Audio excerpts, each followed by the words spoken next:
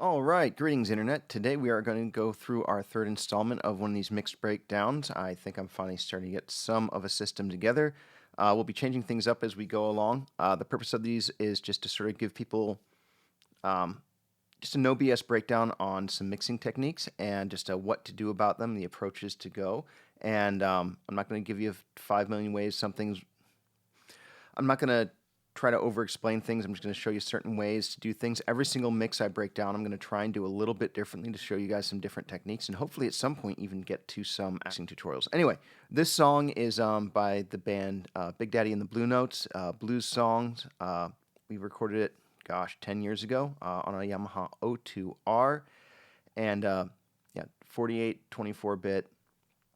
Pretty simple recording. Best microphone we had at the time was a U87 and pretty much used on everything that we could multi-track. A lot of stuff was tracked at once, so I think the guitar, bass, and drums were all tracked at one time, and I think, if I remember correctly, most of the vocals and then some overdubs. We had the vocalist in the other room.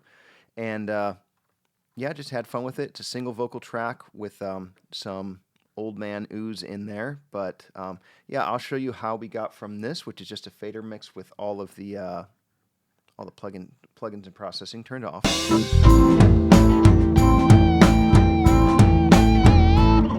Can't see no more, can't hear no more, can't speak no more, can't eat. I'll show you how we got from that to this.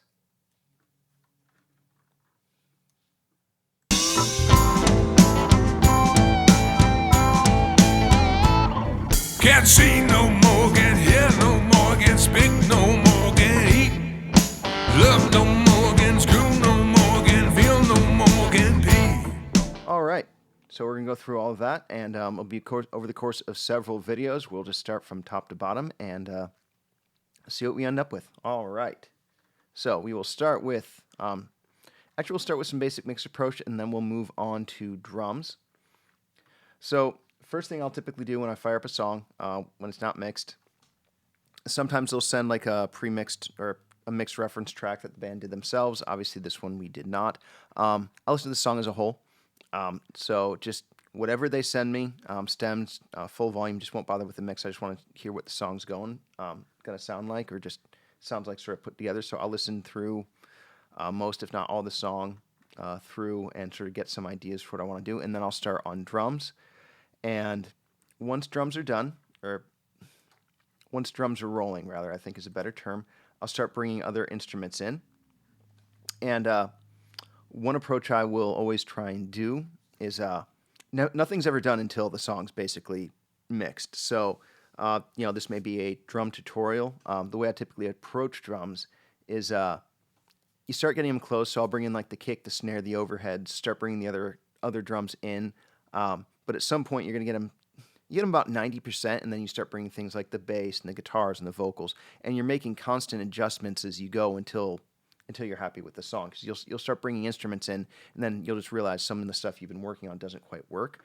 I know some guys like to mix like entirely with all instruments going all the time. I don't like doing that. I like being able to hear what things like sound like individually, and I just like crafting in things around, or in more instruments around it. So let's move on to drums.